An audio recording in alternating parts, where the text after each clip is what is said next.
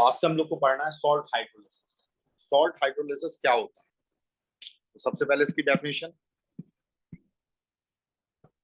salts when dissolved in water either gives acidic solution,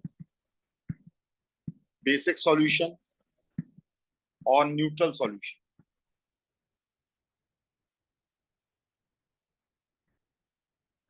And phenomena is known as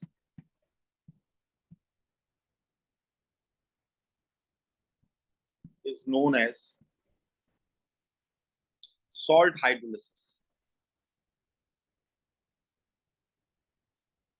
तो किसी भी salt को अगर आप पानी में डालते हो तो सॉल्यूशन या तो एसिडिक बनता है या बेसिक बनता है या न्यूट्रल बनता है। तीन में से कोई एक ही कंडीशन होती है। ठीक है, तीन में से कोई एक ही कंडीशन होती है। तो तीन में से कोई एक ही फिनोमेना होगी, या तो वो एसिडिक बनेगा या बेसिक बनेगा या फिर वो कैसा बनेगा, न्यूट्रल बनेगा। ठीक है, तीन में से कोई एक फिनोमेना होगा। तो किस सॉल्ट को डालने पर क्या होता है? जैसे सपोज करो मैं आपसे कह दूं आपके घर में टेबल सॉल्ट है, तो आप उसे सॉल्यूशन में डालोगे तो बताओ सॉल्यूशन एसिडिक होगा, बेसिक होगा, न्यूट्रल होगा, क्या होगा? कैसे मालूम आपको न्यूट्रल होगा?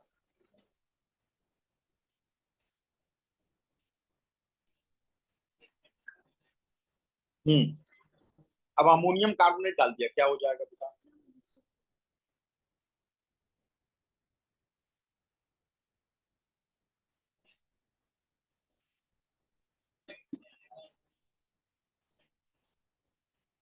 देखो, इसकी पूरी फिनोमेना को हमें यहाँ पर समझना पड़ेगा। पूरी फिनोमेना को यहाँ पर समझना पड़ेगा, बेसिकली क्या होता है क्या नहीं होता है। तो उसके लिए हम लोग ये जानते हैं कि जो सॉल्ट्स रहते हैं, सॉल्ट्स का पेरेंट कौन होता है? एक एसिड और बेस। जो सॉल्ट होता है वो किससे मिलकर बनता है, उसके पेरेंट्स कौन होते हैं? तो एसिड अपने अंदर से H+ निकाल देता है और बेस अपने अंदर से OH निकाल देता है, और ये दोनों मिलकर क्या बनाते हैं? ये दोनों मिलकर बनाते हैं वाटर। तो अब एसिड का जो नेगेटिव पार्ट रहेगा, जो भी नेगेटिव पार्ट रहेगा X नेगेटिव, बेस का जो पॉजिटिव पार्ट रहेगा, जो भी पार्ट रहेगा Y पॉजिटिव, तो ये Y और X मिलकर ये फॉर्मेशन करते हैं किसका? ये दोनों मिलेंगे तो ये बनाते हैं सॉल्ट को, इसे हम बोलते हैं सॉल्ट। तो इसका मतलब सॉल्ट के Y और X को एक बार फिर से अलग कर दिया जाए और इसके अंदर पानी डाला जाए, तो पानी का ये Y क्या लेगा?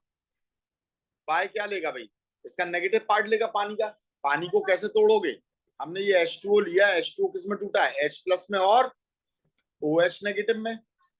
समझ में आ रही है बात? तो यहां पर जो पॉजिटिव पार्ट है, ये पॉजिटिव पार्ट इस नेगेटिव को पकड़ेगा और नेगेटिव पार्ट पॉजिटिव को पकड़ेगा। तो आपको इसके, यानी अगर आपको सॉल्ट दे दिया जाए तो सॉल्ट में आपने जैसे ही पानी डाला तो पानी के नेगेटिव पार्ट को Y पकड़ेगा और पॉजिटिव पार्ट को X पकड़ेगा, और ये वापस अपना जिस एसिड और बेस से मिलकर बने होंगे, तो हमें पता चल जाएगा ये किस एसिड और बेस के ये सॉल्ट्स हैं। इसी को हम कहते हैं सॉल्ट हाइड्रोलिसिस। क्या कहते हैं? सॉल्ट हाइड्रोलिसिस कहते हैं। ठीक है, अब जैसा कि हमें मालूम है एसिड हमारे दो टाइप के होते हैं, एक होता है स्ट्रॉन्ग एसिड और एक होता है वीक एसिड। ऐसे बेस भी हमारे दो टाइप के होते हैं, एक होता है स्ट्रॉन्ग बेस और एक होता है वीक बेस। ठीक है, तो सॉल्ट हमारे जो रहेंगे वो चार टाइप के हो जाएंगे। Salts are of 4 types. चार टाइप के सॉल्ट होते हैं। क्या क्या होते हैं भाई? तो पहला होता है salt of strong acid and strong base. दूसरा हमारा सॉल्ट हो जाता है salt of weak acid and weak base. एक बार दोनों को स्ट्रॉन्ग स्ट्रॉन्ग ले लिया, एक बार दोनों को वीक वीक ले लिया, तीसरी बार में हम एसिड को स्ट्रॉन्ग ले लें, सॉल्ट ऑफ स्ट्रॉन्ग एसिड, और बेस को हम वीक ले लेते हैं एंड वीक बेस। और जो चौथा टाइप होता है वो होता है salt of weak acid and strong base. ठीक है भाई, बात समझ आई है? तो हमने ये चार टाइप के सॉल्ट्स यहां पर देखे, चार टाइप के हमने सॉल्ट्स यहां पर देखे। तो ये जो चार टाइप के सॉल्ट्स होते हैं, किसे हम पानी में डालेंगे तो एसिडिक सॉल्यूशन बनेगा, किसे हम पानी में डालेंगे तो बेसिक सॉल्यूशन बनेगा, किसे डालेंगे तो न्यूट्रल सॉल्यूशन बनेगा। तो वो ये हमें चार टाइप में से कौन से टाइप का सॉल्ट है ये जानने के बाद ही पता चलता है। बहरहाल अभी मैं आपको बता देता हूं कि देखो, ये दो के बारे में अगर हम यहाँ पर बात करें तो जो स्ट्रॉन्ग होता है उसी के टाइप का सॉल्यूशन बनता है। जैसे यहाँ स्ट्रॉन्ग कौन है? एसिड। तो ये सॉल्यूशन कैसा बनेगा? एसिडिक। बहुत सिंपल बात है, एसिडिक सॉल्यूशन का फॉर्मेशन करेगा। यहाँ स्ट्रॉन्ग कौन है? बेस। तो ये किसका फॉर्मेशन करेगा? बेसिक सॉल्यूशन का फॉर्मेशन करेगा। ठीक है, यहां पर जो पीएच रहेगा वो रहेगा ग्रेटर देन 7, यहां जो पीएच रहेगा वो रहेगा लेसर देन 7। एसिड के लिए पीएच आपका 7 से कम होता है, बेस के लिए 7 से ज्यादा होता है। तो फिर अब ये बात आती है कि भाई इन दोनों में क्या होगा? तो यहां पर ये हमेशा ऑलवेज न्यूट्रल रहेगा, हमेशा न्यूट्रल रहेगा। और यहां पर ये एसिडिक भी हो सकता है, ये बेसिक भी हो सकता है, ये न्यूट्रल भी हो सकता है, तीनों में से कुछ भी हो सकता है। तो ऐसा कैसे हमने पता किया, या ऐसे क्या इसके अंदर की फिनोमेना उसे हमें जानना पड़ेगा। तो सबसे पहले तो हमें पता लगाना पड़ेगा, अगर हमें कोई सॉल्ट दिया है, जैसे हमें ये सॉल्ट दिया है CH3COONA, और हमसे पूछ लिया कि भैया बताओ इसे पानी में डालेंगे तो कैसे आपका सॉल्यूशन एसिडिक बनेगा, क्या एसिडिक होगा कि वो बेसिक होगा कि वो न्यूट्रल होगा, ये हम कैसे पता लगा? ठीक है, तो ये शॉर्टकट से मालूम नहीं करना है, क्योंकि बाकायदा में हाइड्रोलिसिस की पूरी इक्वेशन वगैरह लिखनी पड़ेगी जब पूछा जाएगा ये। ठीक है, तो अभी हम उसे भी लिखना सीख रहे हैं, पर सबसे पहले हमें ये पता करना है कि ये सॉल्ट चारों में से कौन से टाइप का है। तो इसके लिए हम क्या करते हैं साहब, हम यहाँ पर पानी डाल देते हैं। तो पानी डालते हैं तो ये टूटता है किसमें? CH3COO नेगेटिव में। ये टूटता है किसमें? Na positive. यहाँ पर ये क्या टूटेगा? H प्लस और OH नेगेटिव। नेगेटिव लग जाएगा पॉजिटिव के साथ, तो ये क्या बनाएगा? CH3COOH। और ये लग जाएगा OH के साथ, तो ये क्या बनाएगा? NaOH। तो बेस बना NaOH और एसिड बना एसिटिक एसिड। अब हमें ये भी तो मालूम होना चाहिए, एसिटिक एसिड स्ट्रॉन्ग एसिड है कि वीक एसिड है, NaOH स्ट्रॉन्ग बेस है कि वीक बेस है, ये भी तो हमें मालूम होना चाहिए। तो इसके लिए मैं टेबल आपको पहले भी बता चुका हूं, लेकिन खैर मैं एक बार फिर से रिवाइज करा देता हूं। हमारे वीक एसिड बहुत कम होते हैं, वीक एसिड बहुत कम होते हैं, आप वीक एसिड को याद कर लीजिए। तो वीक एसिड हमारे कौन कौन से होते हैं? जैसे HF होता है हाइड्रोजन फ्लोराइड, H2CO3 होता है कार्बोनिक एसिड, कोल्ड ड्रिंक्स में यूज होता है, H2S hydrogen sulphide, HNO2 nitrous acid, H3PO4 phosphoric acid, ये भी कोल्ड ड्रिंक्स में यूज होता है फॉस्फोरिक एसिड। ठीक है, H2SO3 sulphurous acid, HClO hypochlorous acid, this is hypochlorous acid. ठीक है, N3H इसे हम बोलते हैं हाइड्राजोइक एसिड, हाइड्राजोइक एसिड बहुत सारी ऑर्गेनिक रिएक्शंस में काम आता है, या इसे हाइड्रोजन एजाइड भी कहते हैं। हाइड्रोजन एजाइड बहुत एक्सप्लोसिव होता है भैया, जरा सा हीट या शॉक गला नहीं, ये बहुत एक्सप्लोसिव होता है। और RCOH में आपके सारे के सारे ऑर्गेनिक एसिड आ जाती हैं, ऑल ऑर्गेनिक एसिड, जितने भी ऑर्गेनिक एसिड हैं वो सब इसमें आ जाती हैं, सारे के सारे वीक होते हैं, जैसे benzoic acid, formic acid, acetic acid, malic acid, citric acid, ये सारे के सारे आपके क्या होते हैं? वीक एसिड्स होते हैं। ठीक है, तो बस इन्हें याद कर लो, जो इस कैटेगरी में नहीं है वो स्ट्रॉन्ग एसिड है, और जो इस कैटेगरी में है वो आपका वीक एसिड है। बेसिस में बात करें तो फर्स्ट और सेकंड ग्रुप के जितने भी एलिमेंट्स होते हैं वो सब स्ट्रॉन्ग बेस होते हैं। ठीक है, जैसे सोडियम हाइड्रोक्साइड, पोटेशियम हाइड्रोक्साइड, जिसमें एक बार OH लग रहा है, वो सब फर्स्ट ग्रुप के हैं। Lithium hydroxide, rubidium hydroxide, caesium hydroxide. ठीक है, हाइड्रोजन को मेटल की सीरीज में रखा नहीं गया है, तो हेलिना की रफ से फरियाद ये हो गया। सेकंड ग्रुप में barium hydroxide, strontium hydroxide, calcium hydroxide, ये सब स्ट्रॉन्ग बेस है। इसके अलावा कोई भी बेस आपको दिखे, अमोनियम हाइड्रोक्साइड कोई कह दे तो आप तुरंत क्या कहोगे, वीक बेस है। ठीक है, जिंक हाइड्रोक्साइड कोई कह दे वीक बेस है, आयरन हाइड्रोक्साइड कोई कह दे वीक बेस है। ठीक है, चलो अब देखें, तो हमने ये लिया, तो एसिटिक एसिड हम जानते हैं क्या होता है, एक वीक एसिड होता है। क्या होता है, वीक एसिड होता है। और सोडियम हाइड्रोक्साइड क्या होता है, एक स्ट्रॉन्ग बेस होता है। तो ये कैसा सॉल्ट बना, दिस इज सॉल्ट ऑफ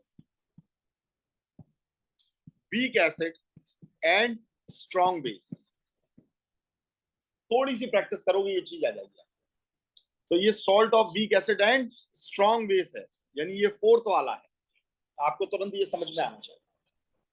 ठीक है भाई, ये निकालना आपको आना चाहिए, और ये मैं आपको पहले भी सिखा चुका हूं। ठीक है, अब आपको इसके लिए क्या करना है, आपको इसका हाइड्रोलिसिस करना है। तो अब हम हाइड्रोलिसिस की फिनोमेना को यहां समझाने जा रहे हैं।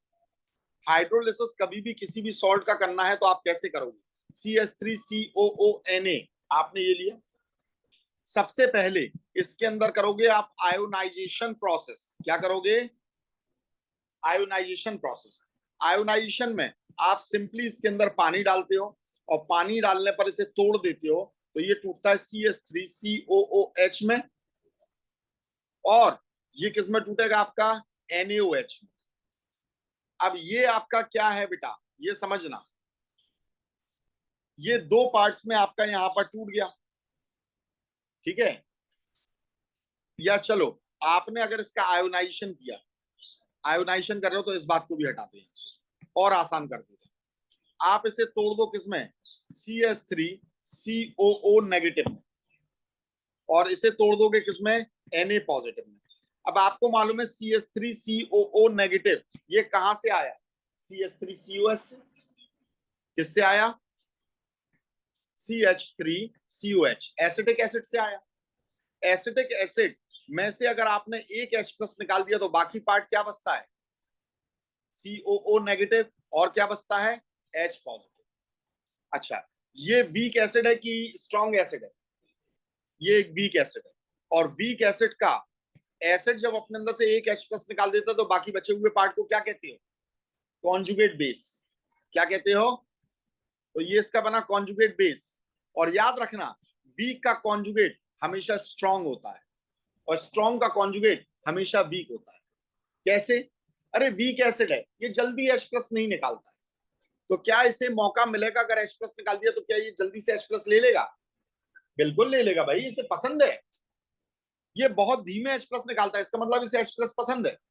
तो जैसे तैसे करके आपने निकलवा दिया, अब मौका पड़ेगा तो ये जल्दी वापस लेगा कि देर में, जल्दी ले लेगा कि नहीं।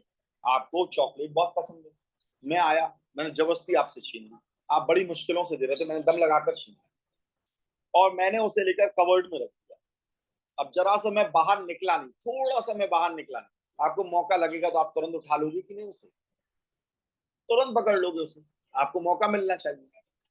तो बस यही फिनोमेना यहां पर चलती है कि अगर ये वीक एसिड है तो ये जल्दी H+ को नहीं निकालता। तो जल्दी नहीं निकालता इसका मतलब H+ के लिए इसकी एफिनिटी है, जिसे पसंद करता है। तो आपने अगर निकाल दिया तो मौका जैसे ही पड़ेगा तो ये तुरंत H+ को वापस ले लेगा। तो इसका मतलब, और जो H+ को लेता है वो बेस कहलाता है, इसका मतलब ये स्ट्रॉन्ग बेस हो गया।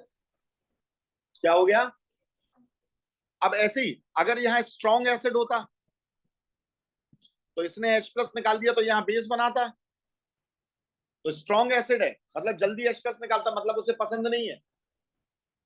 तो जब उसे मौका मिलेगा क्या जल्दी लेगा, नहीं लेगा। हमने आपको दी करेले की सब्जी खाने को, आपको बिल्कुल पसंद नहीं, आप उसे हटाते हो।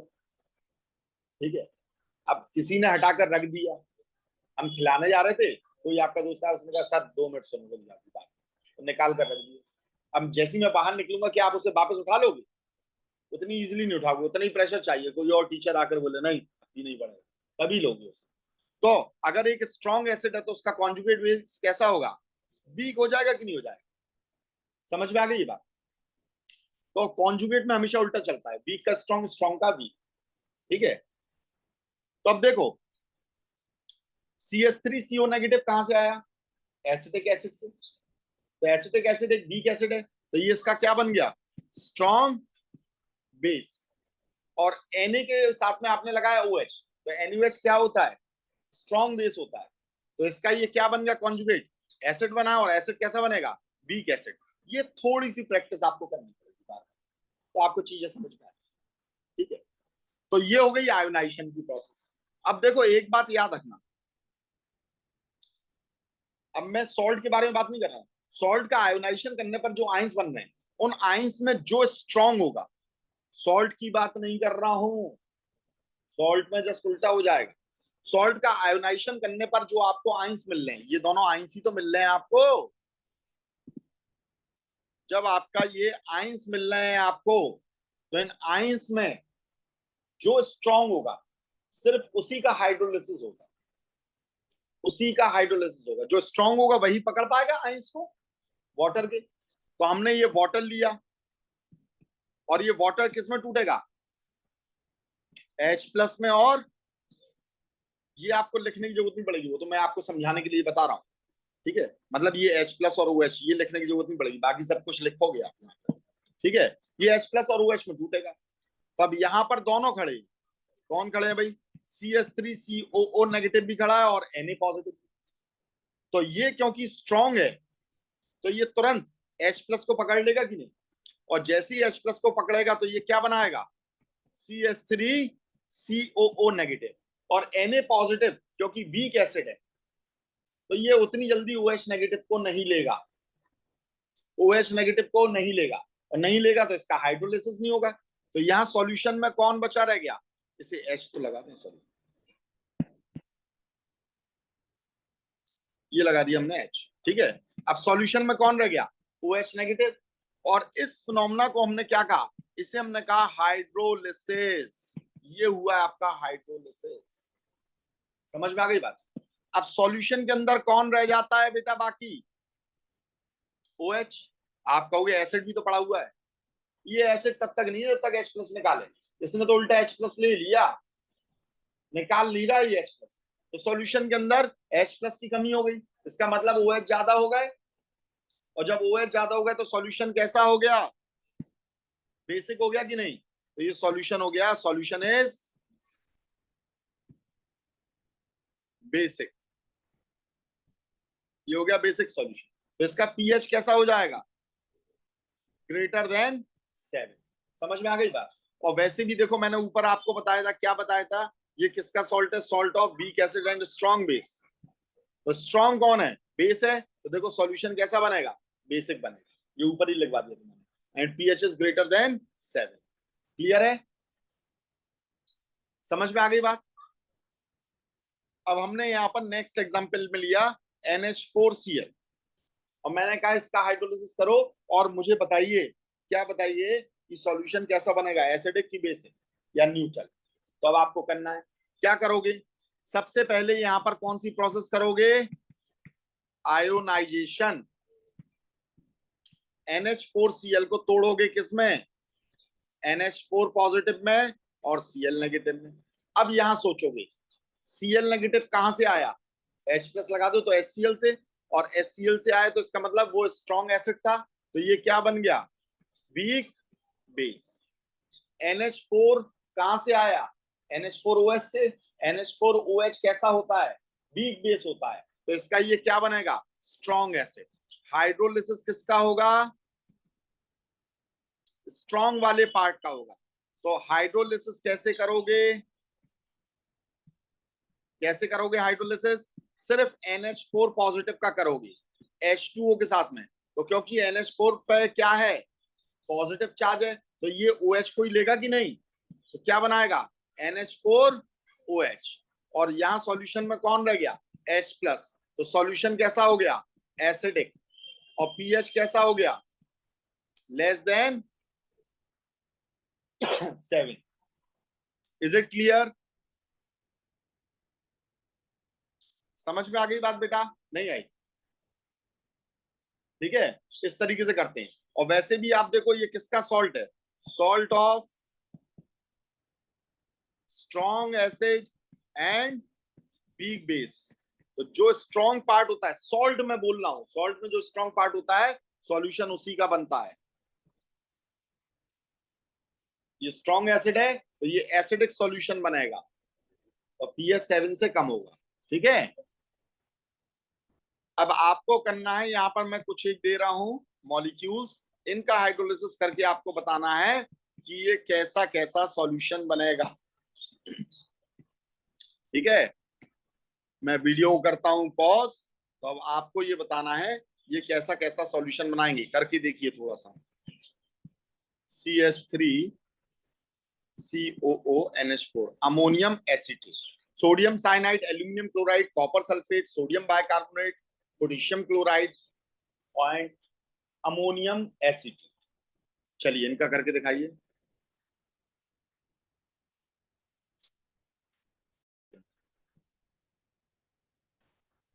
देखिए जल्दी जल्दी करना कैसे सीखते हैं, फटाफट। कुछ नहीं है, ये कंपाउंड लिखा हमने NaCN। सबसे पहले हमने क्या किया, आयोनाइजेशन। कुछ सोचना ही नहीं है भैया, NaCN को तोड़ दो, किसमें टूट जाएगा, Na पॉजिटिव में और Cn नेगेटिव में। NaOH से Na आ रहा है, OH से, वो स्ट्रॉन्ग बेस होता है तो ये क्या बन गया, weak acid. HCN weak acid है तो ये क्या बन गया, स्ट्रॉन्ग बेस। ठीक है, काम कौन करेगा, हाइड्रोलिसिस किसका होगा, स्ट्रॉन्ग पार्ट का होगा। आपने यहाँ पर क्या लगाया, हाइड्रोलिसिस।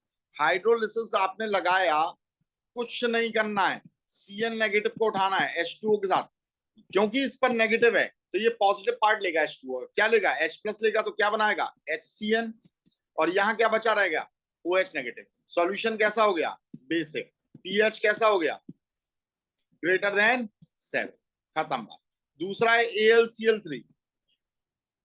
AlCl3 इसे आपने सबसे पहले क्या कर दिया, आयोनाइजेशन, बाकायदा आपको लिखना पड़ेगा। इसे आप तोड़ दीजिए, किसमें, Al+3 में, और किसमें तोड़ दीजिए, 3Cl नेगेटिव में। ठीक है, ये स्ट्रॉन्ग एसिड से आया है तो ये आपका हो गया वीक बेस। ठीक है, ये आपका वीक बेस से आया तो ये हो गया स्ट्रॉन्ग एसिड। तो आपको ये टेबल याद होनी चाहिए, एसिड और बेस कौन से स्ट्रॉन्ग है और कौन से वीक है। हमने किया हाइड्रोलिसिस, हाइड्रोलिसिस किसका होता है, स्ट्रॉन्ग वाले पार्ट का, यानी Al का होगा +3, इसे H2O दिया, इसने क्या बनाया, AlOH का होल थ्राइस, और यहां कौन रह गया H+। सॉल्यूशन कैसा हो गया, एसिडिक। पीएच कैसा हो गया, <<7। किस किस के दोनों सही है, हाथ उठाओ। एक सही हो रहा है एक गलत हो रहा है, गलत बात है। शिवम के ठीक है, दोनों सही हैं, बहुत बढ़िया। नेक्स्ट है CuSO4। भाई कठिन है कुछ क्या इसमें, सिर्फ आपको क्यों समझ में नहीं आ रहा है, क्योंकि इतने टाइम से मैंने आपको ये करा रखा है, बस आपको ये याद है। पहले भी मैं करा चुका हूँ, कई बार बता चुका हूँ, आप सिर्फ इसे याद कर लीजिए।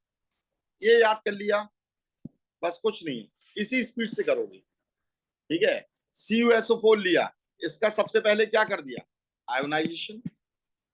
आयोनाइजेशन कैसे कर दिया भाई, ये किस में टूटा है, Cu+2 में, और किस में टूटा है, SO4-2 में। SO4 कहां से आया है, H2SO4 स्ट्रॉन्ग एसिड है तो ये बन गया वीक बेस। Cu कहां से आया है, CuH का होल ट्वाइस से आया है, कॉपर हाइड्रोक्साइड से, वो वीक बेस है तो ये हो गया स्ट्रॉन्ग एसिड। और स्ट्रॉन्ग वाले ही क्या करता है भैया, हाइड्रोलिसिस करता है। कैसे करेगा भैया, Cu+2 को लिया और हमने H2O के साथ में मिलाया तो ये क्या लेगा, इसका नेगेटिव पार्ट, यानी CuOH का होल ट्वाइस बनाएगा। सॉल्यूशन में क्या रह गया, H+ रह गया, बैलेंस नहीं कर रहा हूं, लो बैलेंस भी कर दिया। सॉल्यूशन कैसा बना भैया, एसिडिक बना है। पीएच कैसा हो जाएगा भाई मेरे, <<7 हो जाएगा। नेक्स्ट हमारा सोडियम बाइकार्बोनेट NaHCO3। कैसे भैया आयोनाइजेशन करोगे, कैसे करोगे आयोनाइजेशन, Na+1 में टूटेगा और किस में टूटेगा, HCO3-1 में टूटेगा आपका ये। ठीक है, ये हो गया वीक एसिड, ये हो गया स्ट्रॉन्ग बेस। भाई H2CO3 से मिलकर बना, अगर हम Na2CO3 भी लेते तो भी सेम यही बात रहती। ठीक है, हमने यहाँ पर क्या किया, हाइड्रोलिसिस किया। हाइड्रोलिसिस करने पर क्या होगा, स्ट्रॉन्ग पार्ट HCO3 H2O को तोड़ेगा, H प्लस को पकड़ेगा, क्या बनाएगा H2CO3। यहाँ क्या रह गया, OH नेगेटिव। सॉल्यूशन कैसा हो गया, बेसिक हो गया। पीएच कैसा है, ग्रेटर देन 7।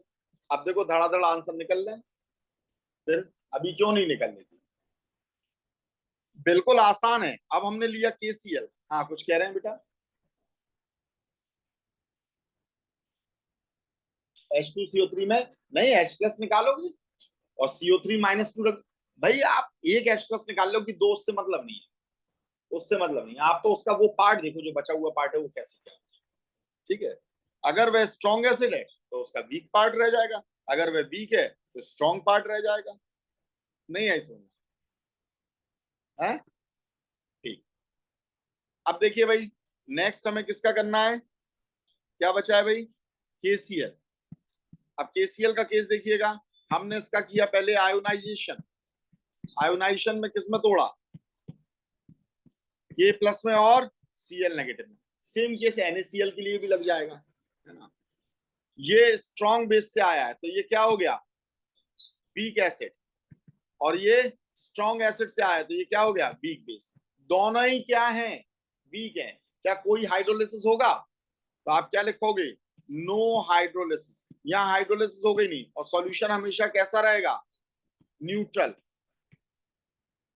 और जब न्यूट्रल सॉल्यूशन रहेगा तो इसका मतलब पीएच कितना रहेगा, 7 हो जाएगा। इसीलिए कौन सा salt, salt of strong acid and strong base में क्या नहीं होता है, बहुत गौर से इस बात को समझ लेना। ठीक है, क्योंकि अभी आप क्या पढ़ोगे भैया, सॉल्ट हाइड्रोलिसिस का, यहाँ पीएच निकालना वगैरह ये सारी चीजें आप सीखोगे, हाइड्रोलिसिस कांस्टेंट निकालोगे। ठीक है, तो उन सब में ये चीज काम आएगी। सॉल्ट ऑफ स्ट्रॉन्ग एसिड और स्ट्रॉन्ग बेस दोनों ही स्ट्रॉन्ग है, तो दोनों का ये वीक बनता है, और दोनों का वीक बनता है तो कोई भी हाइड्रोलिसिस वहां होता ही नहीं है। ऐसे सॉल्ट्स का हाइड्रोलिसिस कांस्टेंट भी नहीं निकलता है, वो क्या होता है आगे समझ में आएगा। समझ में आ गई ये बात। अब मैंने आपको दिया CH3COO यानी अमोनियम एसीटेट। पहले कर दो इसका आयोनाइजेशन, किसमें टूटा भैया, CH3COO नेगेटिव में, और किसमें टूटा मेरे भाई, NH4 पॉजिटिव में। वीक एसिड था तो ये क्या बना है, स्ट्रॉन्ग बेस। वीक बेस था तो ये क्या बना है, स्ट्रॉन्ग एसिड। दोनों ही स्ट्रॉन्ग पार्ट है, तो दोनों ही स्ट्रॉन्ग पार्ट है तो दोनों का हाइड्रोलिसिस होगा, देखना कैसे, NH4 पॉजिटिव, और हमने क्या कर दिया, H2O डाला, तो इसने क्या बनाया, CH3COOH, और इसने क्या बनाया, NH4OH। देखो दोनों का क्या हो रहा है, हाइड्रोलिसिस हो रहा है, क्योंकि दोनों ही पार्ट कैसे हैं, स्ट्रॉन्ग। दोनों का हाइड्रोलिसिस हो रहा है, तो फिर सॉल्यूशन कैसा हो जाएगा, तो सॉल्यूशन एसिडिक भी हो सकता है, सॉल्यूशन बेसिक भी हो सकता है इस केस में, और सॉल्यूशन न्यूट्रल भी हो सकता है। ये किस पे डिपेंड करेगा, ये इन दोनों के डिसोसिएशन कांस्टेंट पे डिपेंड करेगा, किसका डिसोसिएशन कांस्टेंट ज्यादा और किसका डिसोसिएशन कांस्टेंट कम है। जैसे एसिटिक एसिड का डिसोसिएशन कांस्टेंट ज्यादा होता है, तो जब वो ज्यादा है तो इसका मतलब इसके आयंस भी ज्यादा बन रहे हैं, तो सॉल्यूशन कैसा रहेगा, एसिडिक रहेगा। तो ये चीज किस पे डिपेंड करेगी, इन तीनों में से कुछ भी हो सकता है वो, and depends on dissociation constant. ये डिसोसिएशन कांस्टेंट पर डिपेंड करता है। समझ में आई ये बात, किस पर डिपेंड करता है, डिसोसिएशन कांस्टेंट। किसका डिसोसिएशन कांस्टेंट ज्यादा है, इस बात पर आपका ये डिपेंड करता है। भाई जिसका डिसोसिएशन ज्यादा हो रहा होगा उसके आयंस ज्यादा होंगे, जिसका डिसोसिएशन कम हो रहा है वो अपने OH नेगेटिव को बांध कर रखेगा। जैसे अमोनिया का यहाँ पर अमोनियम हाइड्रोक्साइड का डिसोसिएशन कांस्टेंट कम है, कम है इसका मतलब ये ज्यादा नहीं टूटता है, तो ज्यादा OH नहीं दे रहा है, ये ज्यादा H+ दे रहा है, और अगर ये ज्यादा H+ दे रहा है तो इसका मतलब सॉल्यूशन एसिडिक हो गया। बेस का डिसोसिएशन कांस्टेंट ज्यादा हो जाएगा Kb, तो इसका मतलब वो सॉल्यूशन आपका बेसिक हो जाएगा। समझ में आ गई बात?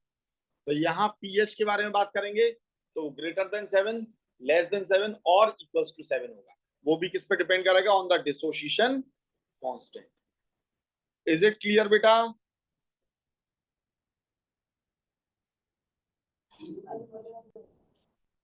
समझ में आ गई सभी को ये बात?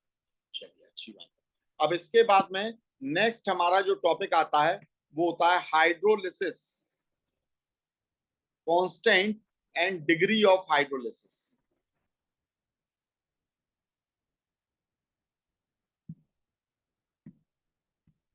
Hydrolysis constant and degree of hydrolysis.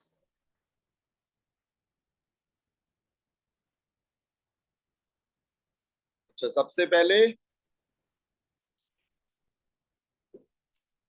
जो लोग भी वीडियो से पढ़ रहे हैं उनके लिए भी, कि जब अगर मैं ये क्वेश्चन दूं आपको, तो आपको करना क्या है कि वीडियोस को रोक देना है और रोक कर इन क्वेश्चंस को आपको पहले सॉल्व करना है, फिर उसके बाद में आपको वीडियो चालू करके देखना है, फिर आप उस आंसर को यहाँ से आप टैली करिए। जैसे यहाँ पर तो मैं टाइम दे देता हूँ, वहां पर आप इसे रोक कर खुद जाकर लिखिएगा, ठीक है ना? आपको खुद जाकर यहाँ पर लिखना पड़ेगा, तभी चीजें आपको यहाँ पर समझ में आएंगी, ठीक है?